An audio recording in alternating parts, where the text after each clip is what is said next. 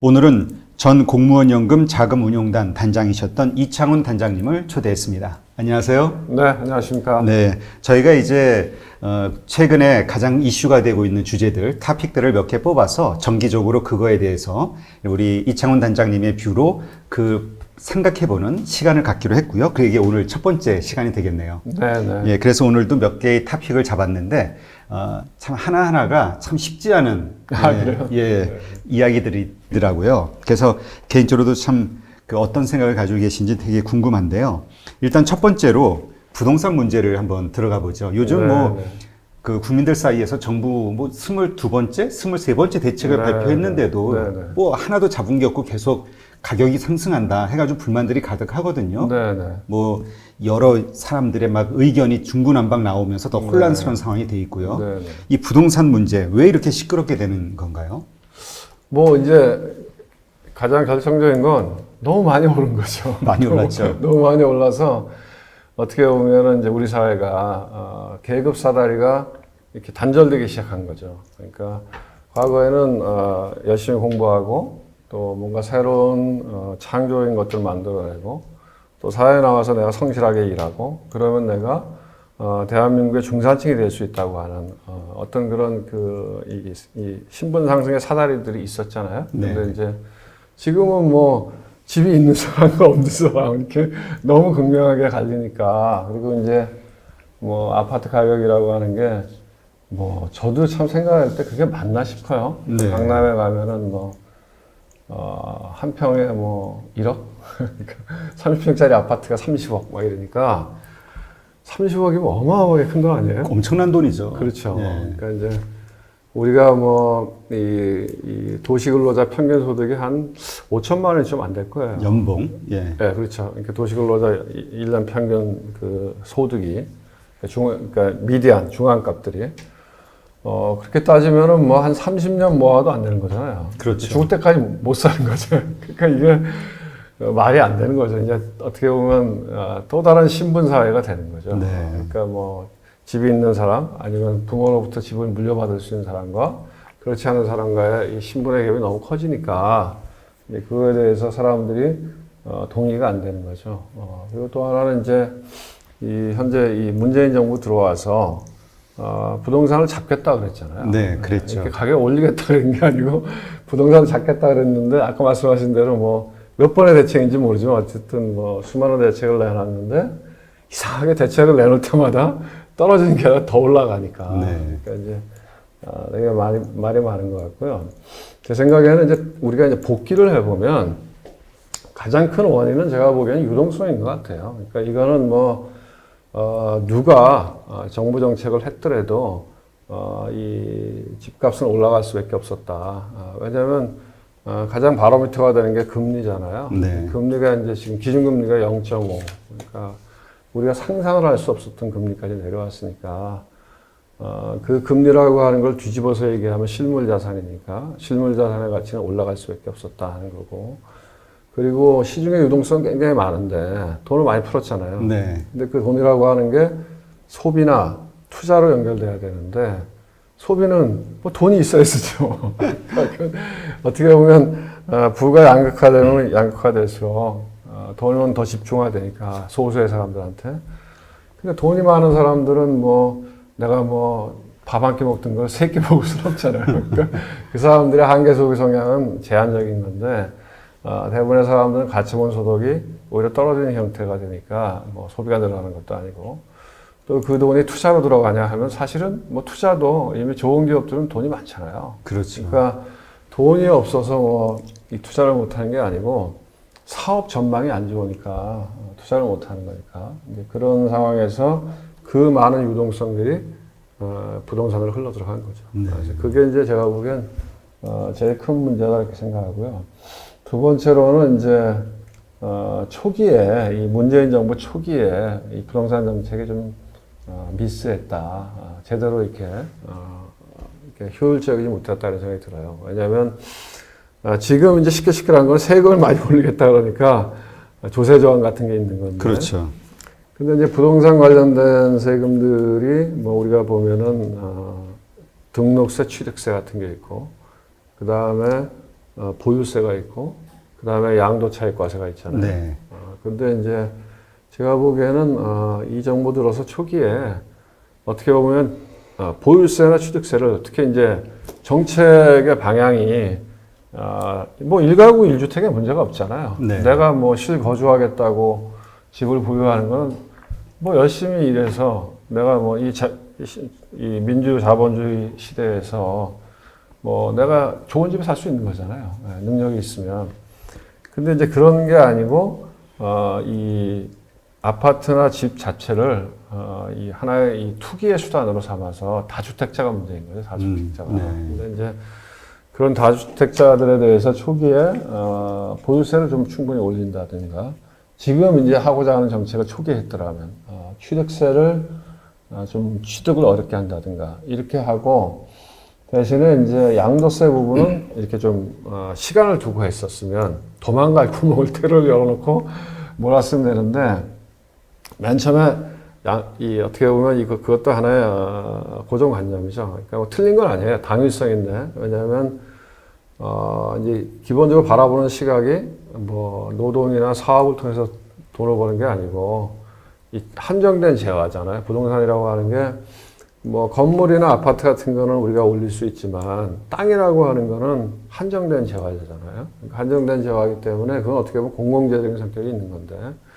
그런 것들을 통해서 돈을 버는 거에 대해서는 세금으로 환수해야 되겠다 하는 당위론이 너무 강했던 거죠. 그래서 초기에 이제 양도세부터 시작을 하니까 집을 못 파는 거죠. 그리고 두 번째로는 제가 보기에 양도세를 올렸으면 다주택자들이 팔았을 거예요. 근데 네.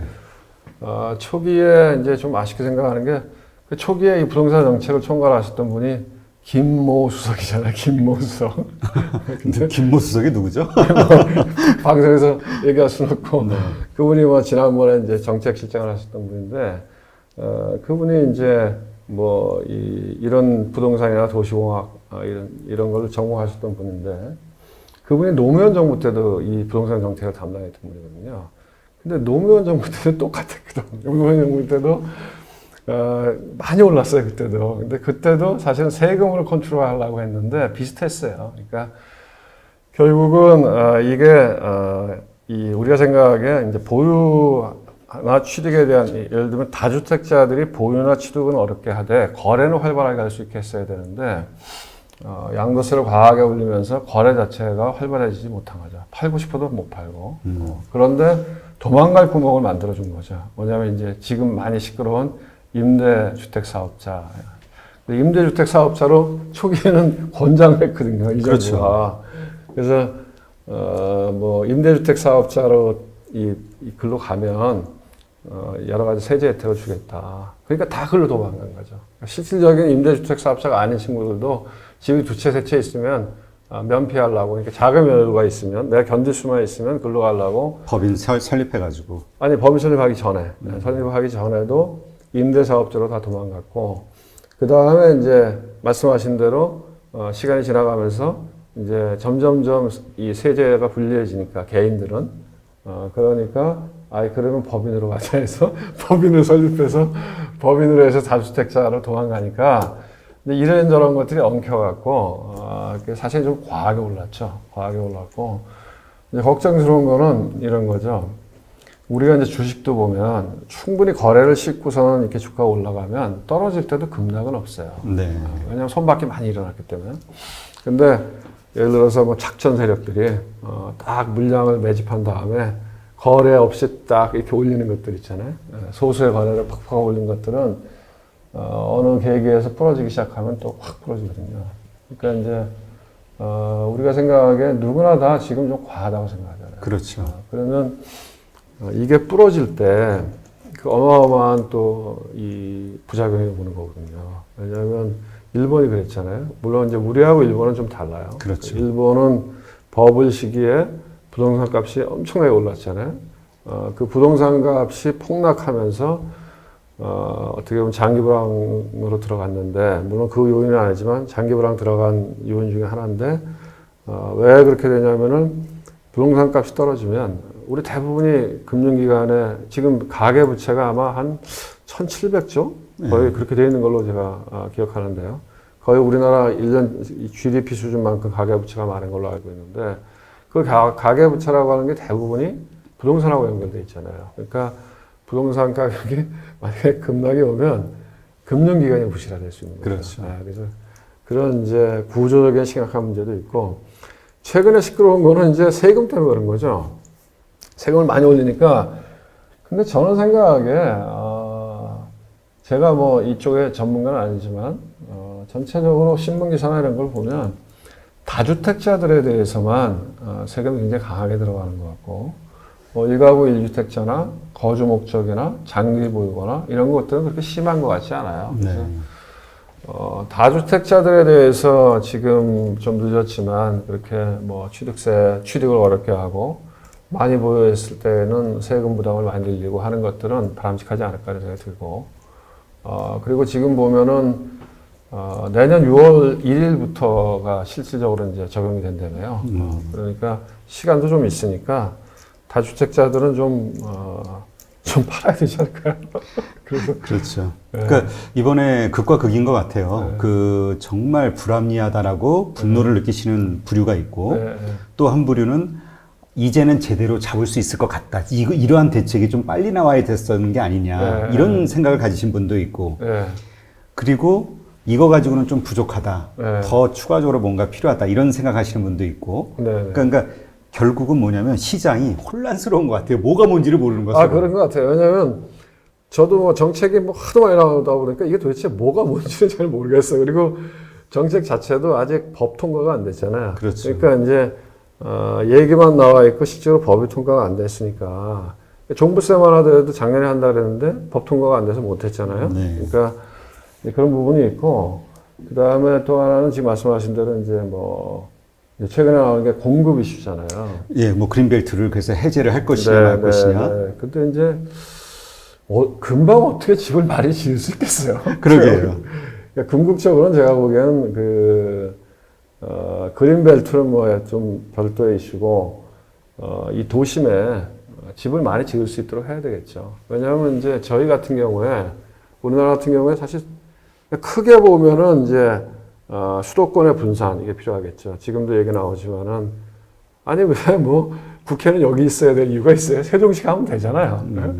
그러니까 뭐 이 지방 분산한다고 하지만 공무원들만 저기 세종시에 갖다 놓고 그럼 그 사람은 서울 출신서 다 있잖아요. 그러니까 뭐 제가 보면 공무원들이 세종시에 가 사냐? 아니에요. 왜냐면 아니 뭐 맞벌이 하면 와이프가 서울에 직장에 있으면 본인만 왔다 갔다 하는 거거든. 그렇죠. 애들 교육 문제도 있고. 그러니까 생활의 거주가 글로 그리고 또 보면은 저희 친구들도 공무원 친구들 후배들 이렇게 보면은 높은 자리에 있는 친구들, 국장 뭐 이런 애들, 1급, 2급. 걔는 일주일이면 한 2, 3일 서울 와 있어야 돼요. 국회 열리면 계속 와 있어야 돼요. 그렇죠. 그러니까 제가 보기에는 국회부터 그쪽으로 가야지.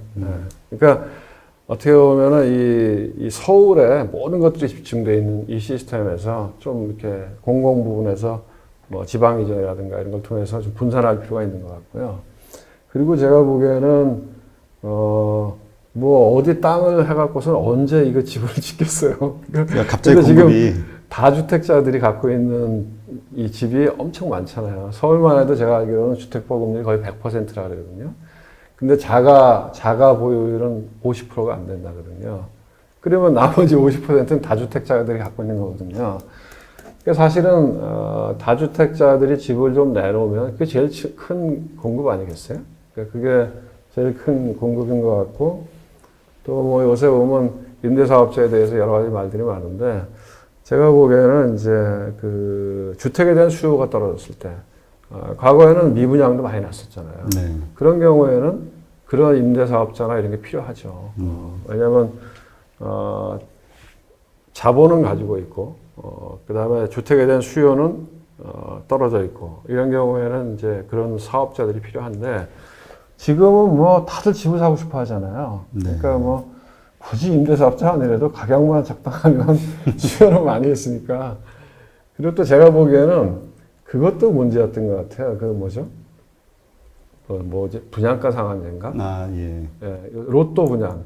예, 뭐 하나 당첨만 되면은 바로 그 순간 몇 억 수익이 나니까. 그게 저는 참 아이러니하다고 생각하는 게 주식도 그렇고 경제도 그렇고 모든 것들이 심리라 그러잖아요.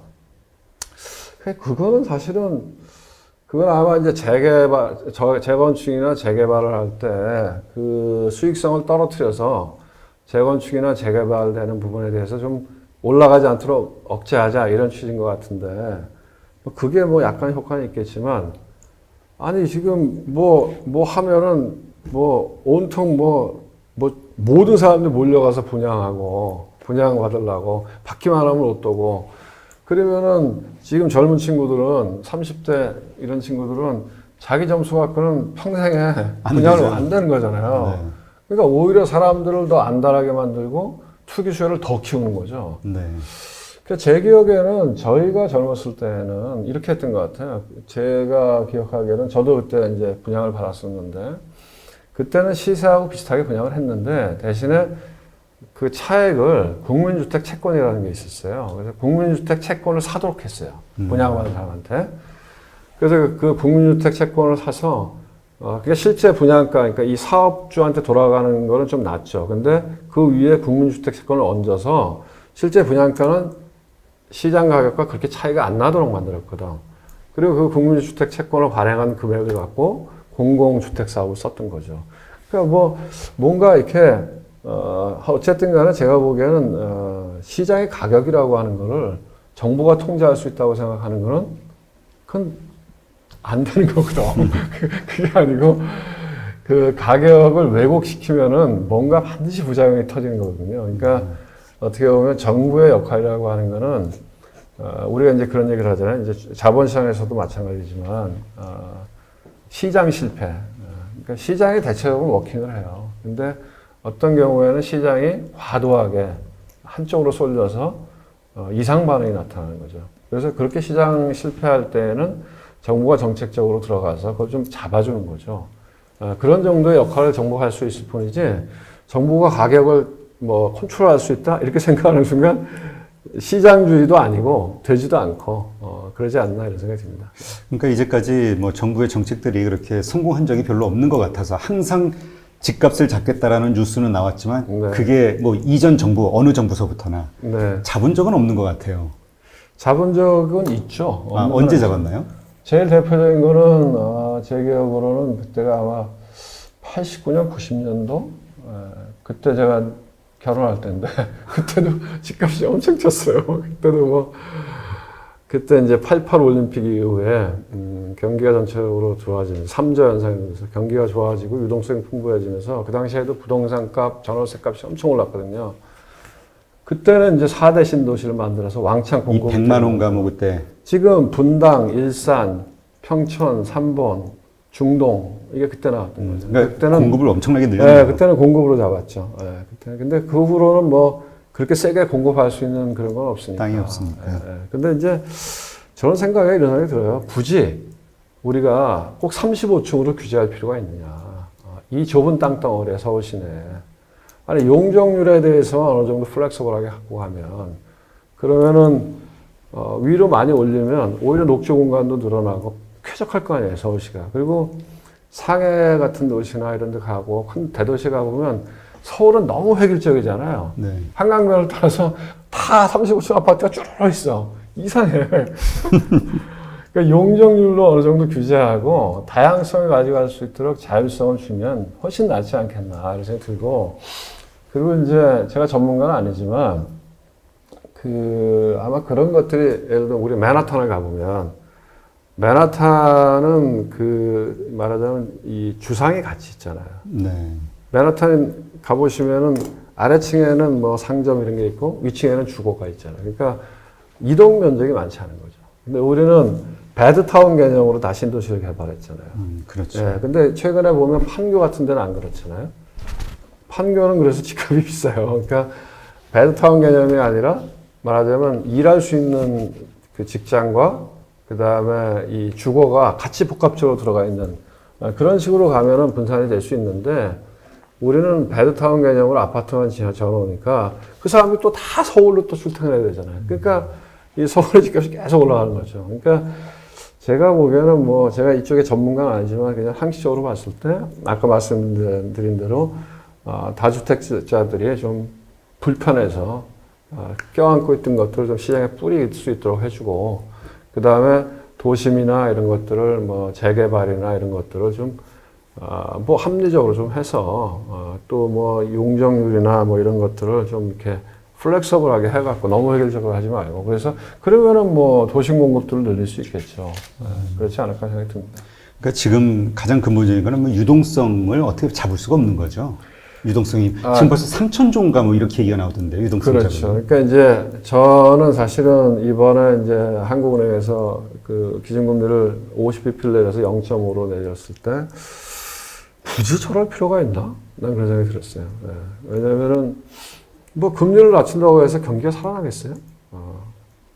금리라고 하는 건 진짜로 자금 수요가 많은데, 자금 수요가 많은데 자금이 빡빡할 때, 그럴 때는 자금 공급을 하면 경기가 돌아가지만, 아까 제가 말씀드렸지만, 경제의 가장 큰 축 두 개가 소비하고 투자인데, 소비는 뭐 사람들한테 돈을 줘야지. 금리 내린다고 내가, 금리 내린다고 뭐, 임 대표님이 돈이 더 생기는 건 아니잖아요.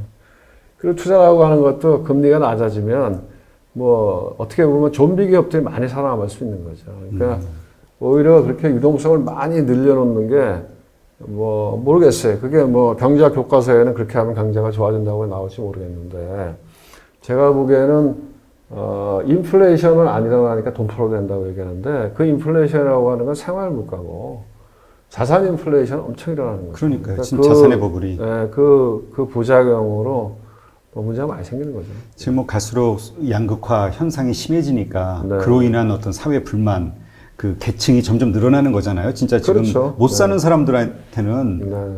아예 기대감이 없어져 버리니까. 그렇죠. 아니, 그러니까 이게 못 사는 사람들의 문제가 아니라 세대 간의 문제인 거예요. 그러니까 젊은 사람들이 20대, 30대에 있는 사람들이 내가 열심히 일하고 돈을 모으고 하면 내 집장만 할 수 있겠다. 이런 희망이 있으면 그렇지 않죠. 그렇죠. 근데 그러니까 뭐 욜로족 이런 얘기라고 어차피 안 되는 거니까 뭐 집을 정말 이제 살 수 없다, 못 산다. 네, 이게 그리고- 아예 딱 잡혀버리니까. 결혼하기 어렵잖아요. 결혼하기가. 그러니까 결혼도 포기해버리고, 아이 낳는 것도 포기하고.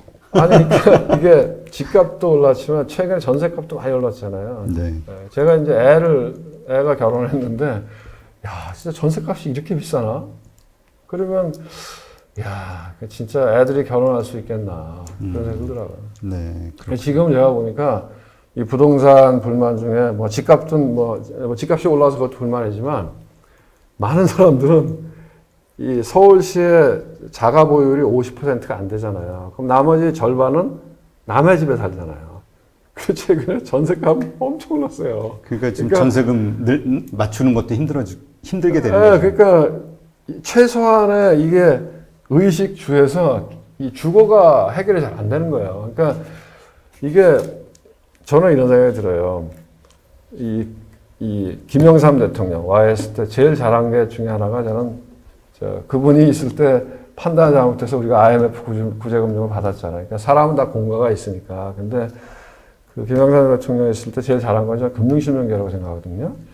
근데 금융실명제는 어떻게 알았냐? 내가 퇴근하느라고 집에 가는데 뉴스가 나오더라고. 금융실명제를 갑자기 하기로 했다. 했죠. 갑자기. 아무도 몰랐어요.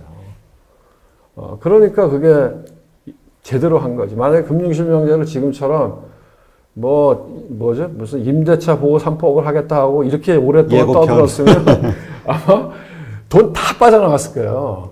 근데 그걸 불시했기 때문에 빠져나갈 틈이 없었거든. 지금도 뭐 임대차 3% 한다고 그러니까 제가 보면 정치가 과잉이 아닌가. 그러니까 정치는 과잉으로 쏟아지는데 실제 임플리케이션, 그게 실행되는 거는 늦거나 제대로 안 되니까 이 쌓일 부작용만 확 늘어나는 거 아닙니까? 최근에 제가 보면, 와, 이게 진짜, 제가 이제 우리 애 전세값 집을 얻으러 다니면서 보니까, 야, 이게 진짜 이래갖고 애들이 결혼할 수 있겠다는 생각이 들더라고요. 진짜 불과 얼마 사이에 엄청 올랐어요. 그러니까 지금 이게 사실 부동산 같은 경우는 한국의 그 국민들한테는 상당히 심각하고 중요한 문제잖아요. 네. 저는 어떤 생각이 드냐면은 정말 한국은행 어떤 금리 결정하듯이 연준의 지금 스탠스를 보면 되게 부러운 면이 뭐냐면 정말 민감하게 모든 시장의 눈치와 관계자들의 의견과 이런 걸 들으면서 전문가들의 토론을 통해서 아주 미세한 정책을 주면서 뉘앙스를 통해 가지고 시장을 조종을 하잖아요. 그런 세련됨이 없을까 왜 우리는 그냥 서로 뭔가 당장의 어떤 그 포퓰리즘처럼 당장에 누군가가 좋아할 만한 이야기를 그냥 여기저기서 사방, 뭐 이건 여야 가릴 것 없이 사방으로 서로 던지면서 오히려 그냥 시장만 혼란스럽고 분열되고 이런 게 아닌가. 정말 강력한 컨트롤 타워가 연준처럼 이렇게 그 시장을 그건 너무 과도한 기대일까요?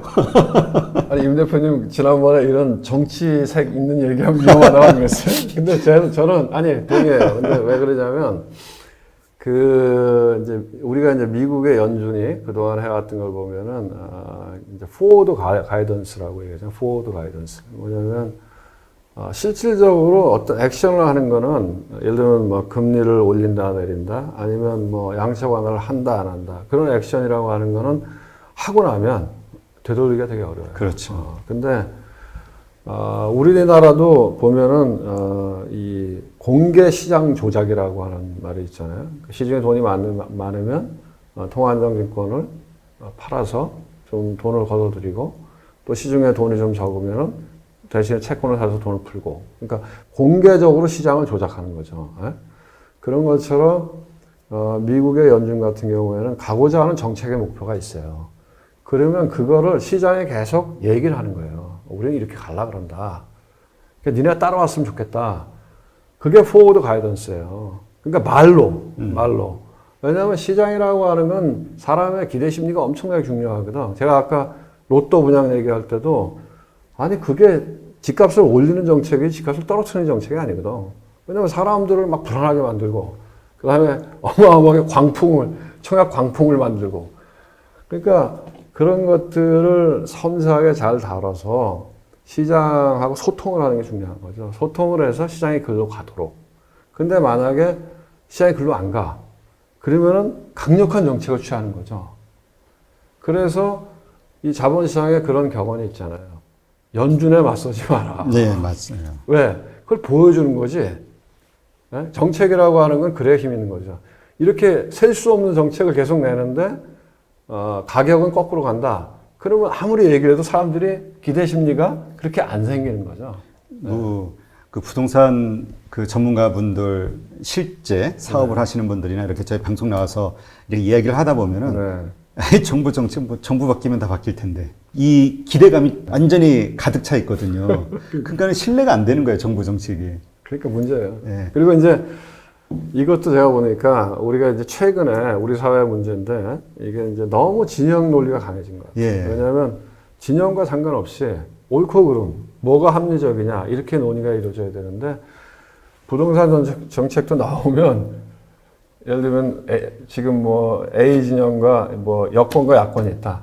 그럼 여기서 A라고 얘기하면 여기 무조건 반대야. 그러니까. 여기서 또 A라고 얘기하면 무조건 반대야.